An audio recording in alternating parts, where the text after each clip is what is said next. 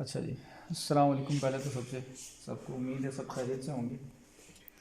ये मैं experiment number 6 और 7, ठीक है, इन दो की जो प्रॉपर डेमो है वो मैं आपके लिए आज बना के आपके साथ शेयर करता हूँ। ठीक है। अच्छा, 6 और 7 जो है ना वो बेसिकली आपका हार्डवेयर से रिलेटेड है।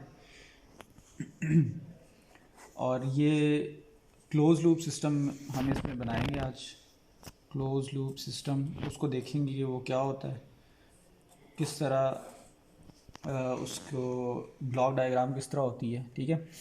अगर मैं आपको थोड़ा सा रिमाइंड करवाऊँ कि हमने lab number, I think that was lab number 3 और 4 जो भी थी, आई डोंट नो, उसको छोड़ देते हैं, जिसमें हमने आपको एक्सपेरिमेंट भी दिया था।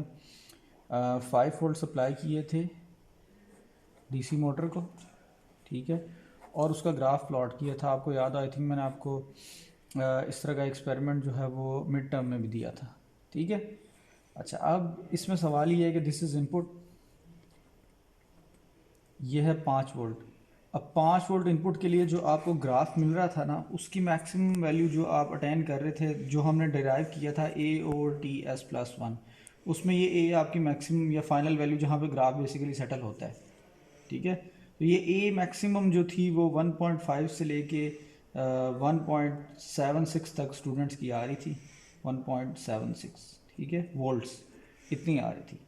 अब सवाल ये है कि मैं इसको इनपुट दे रहा हूँ 5 वोल्ट, और output in terms of voltage maximum generate हो रहे हैं उसके अगेंस्ट 1.76 वोल्ट।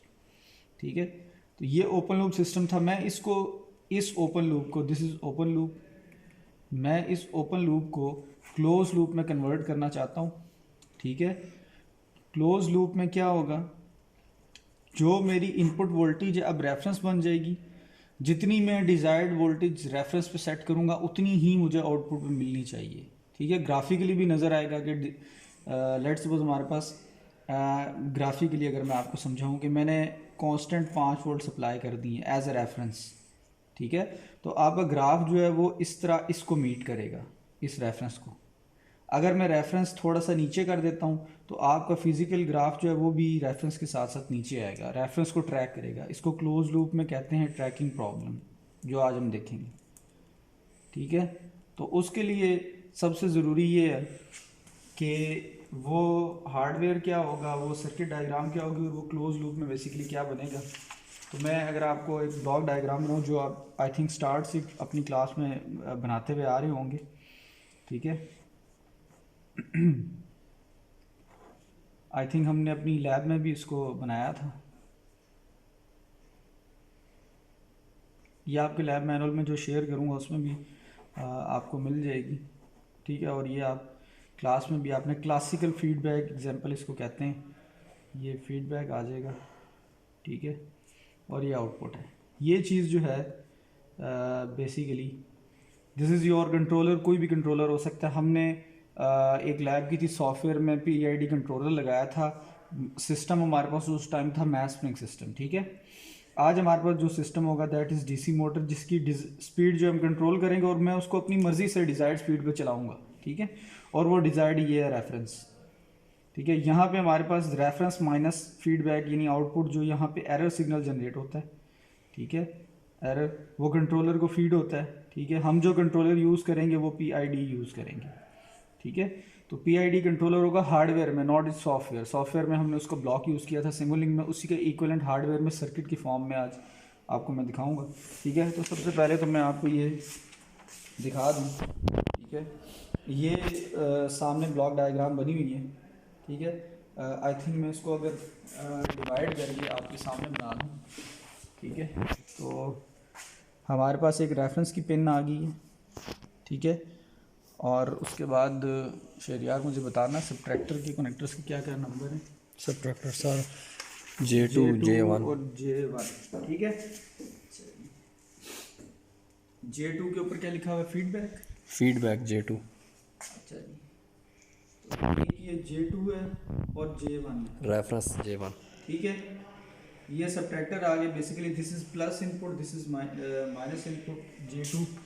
ठीक है, ये सब्ट्रैक्टर आ गया। अब मैं इसी का इक्विवेलेंट बना रहा हूँ, ठीक है, हार्डवेयर में जो कनेक्टर्स हैं।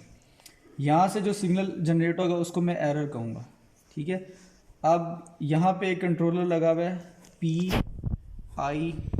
वो 3 मुख्तलिफ़ चीज़ों से मिल के बना हुआ है, ये मैं आपको बता चुका हूँ, ठीक है। तो कंट्रोलर का एरर जो है ना वो अलग-अलग तीनों को फीड किया जाएगा, PI और D को, ठीक है। उनके आपस में कनेक्टर लगे हुए हैं जिनको बेसिकली वो डिसकनेक्ट है, उनको हम थ्रू वायर्स कनेक्ट करेंगे। तो अगर मैं वहाँ से आपको देख के बता दूँ, ये आप देख सकते हैं कि J3 J6 ये डिसकनेक्टिविटी हुई है। जब हम प्रोपोर्शनल को यूज़ करेंगे तो हम इसको कनेक्ट करेंगे, इसी तरह इंटीग्रल को यूज़ करेंगे तो इसको कनेक्ट करेंगे, डेरिवेटिव को, ठीक है। तो यहाँ पे अगर मैं इसको लिखूँ तो ये वाला कनेक्टर J3 है और ये जिसके साथ कनेक्ट होगा दैट इज़ J6। फिर नीचे इस साइड पे J4 है और इस साइड पे J7 है। यहाँ पे फिर हमारे पास J5 है और ये उस तरफ J8 है, ठीक हो गया। अच्छा, अब ये कंट्रोलर आ गया, देख लें PID। इसकी जो बेसिकली PID की जो इक्वेशन होती है ना कंट्रोलर की, वो होती है KP proportional gain plus KDS derivative का गेन इनटू S डेरिवेटिव, ये लैप्लास डोमेन में मैं इसको कंट्रोलर के ट्रांसफर फंक्शन को लिख रहा हूँ, प्लस KI इंटीग्रेशन का गेन और 1/S मीन्स इंटीग्रेशन।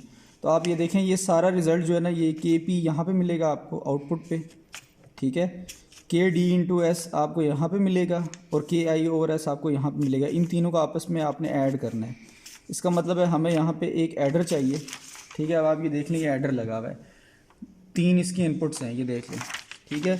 तो सबसे पहला कनेक्टर जो है एडर का वो है J12, फिर J13 और J14। उससे पीछे देखें जहाँ पे आउटपुट जनरेट हो रही है that is J9, J10 and J11। ये हम यहाँ पे लिख लेते हैं, ठीक है। J9, J10 एंड J11 ये आउटपुट आ रही हैं जहाँ पे ये तीनों आउटपुट अलग-अलग से जनरेट हो रही हैं। और ये ऐड जहाँ पे होंगी वहाँ पे मैं कनेक्टर लगा देता हूँ, ठीक है। Basically one connector is I think J12, second is J13 and third is J14, ठीक है। कंफर्म कर लेंगे, यही है 12, 13, 14। जी सर। ठीक हो गया, चलिए ये इधर आ जाते हैं, ये ठीक हो गया J14। अच्छा, इसके आगे अब ये देखें कंट्रोलर के आगे सिस्टम पे आ जाते हैं, ठीक है। सिस्टम हमारा क्या है, DC मोटर है, ठीक है।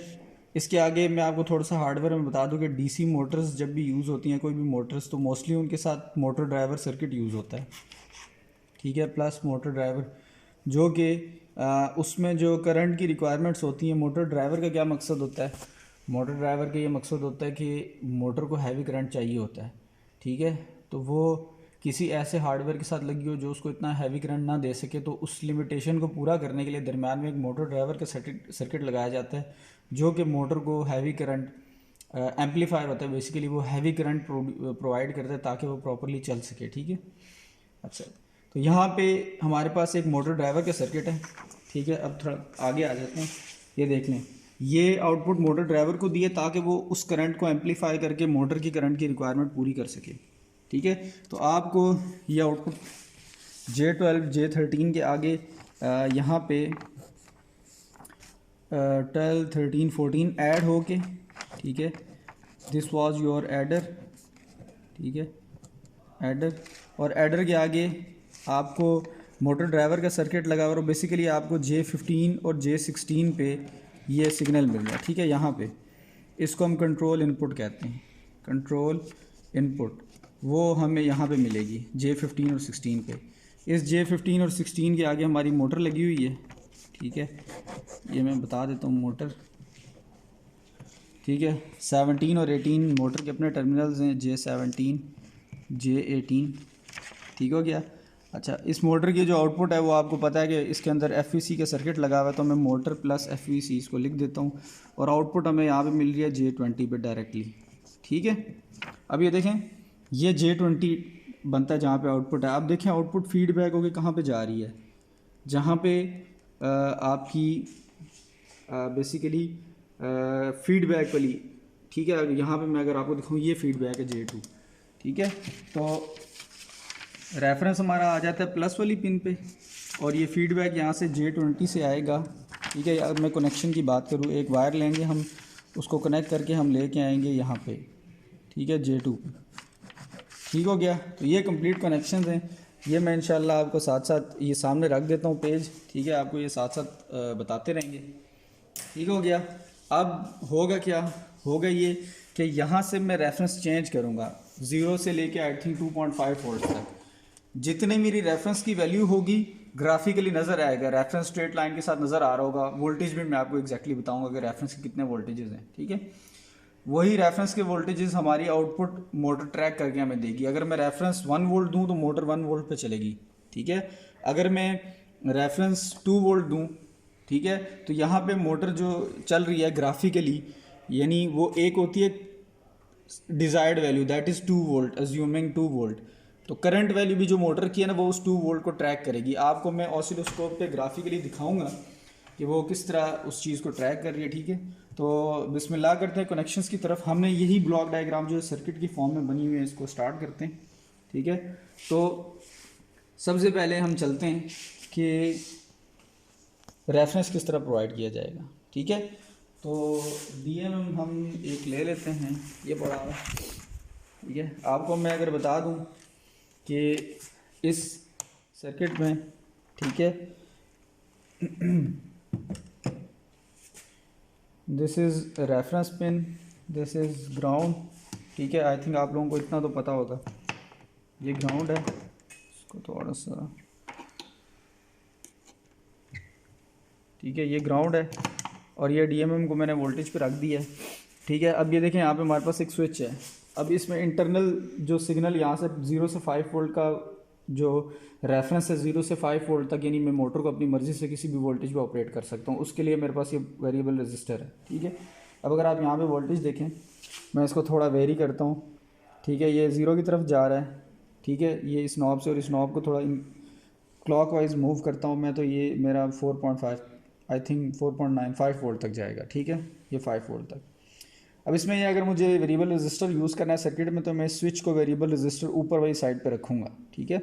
इसके बाद एक कंडीशन आती है दरमियान में, डोंट केयर कंडीशन, यानी इसमें आप उसको इस्तेमाल नहीं कर सकते। अगर आप इस कनेक्टर पे कहीं से external signal as a reference दें, लेट्स सपोज मैं इस पावर सप्लाई से रेफरेंस उठा के वोल्टेज यहाँ पे देना चाहता हूँ, ठीक है, तो उसके लिए इस स्विच को मुझे नीचे वाली साइड पे रखना पड़ेगा, ठीक है। तो ये 3 स्टेट में चलती है। इस स्टेट में आप बाहर से सिग्नल देंगे, दरमियान वाली स्टेट में कोई ऑपरेशन नहीं, और ऊपर कर देंगे तो